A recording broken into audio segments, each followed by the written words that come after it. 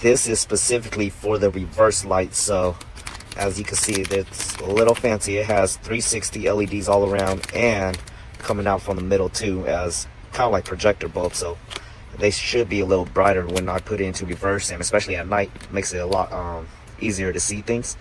So the bulb part number is 7446 or 7443, which is the correct size for my 2003 Honda CR-V. So it should be these ones right here that are getting replaced.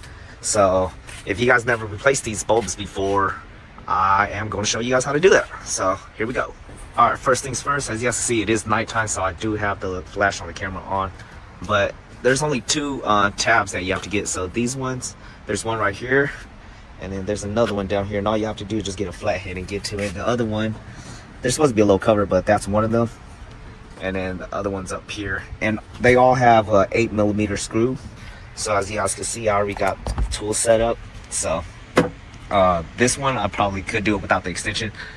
The only reason I have the extension on is because it just makes it a lot quicker to take them off. So I'll go ahead and get those going on.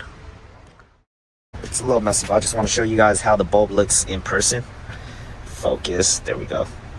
So it looks just like that with a projector beam. And then I already went ahead and pulled out the one for the reverse socket. So all it does is you just plug it back in,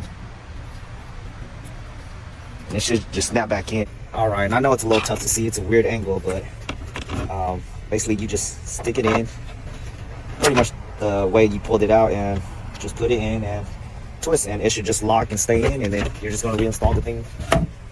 All right, and to basically put everything back, you should have some tabs like these yellow ones on the bottom. Oh, this one, I have to pull this one out, but basically it should line up once you get those holes lined up. Oh, and the third one right here, you should be able to just push them back in, and then just give it a smart push, and then screw the two bolts back in and put those plugs covers over, and you should be done. All right, and now to see the difference.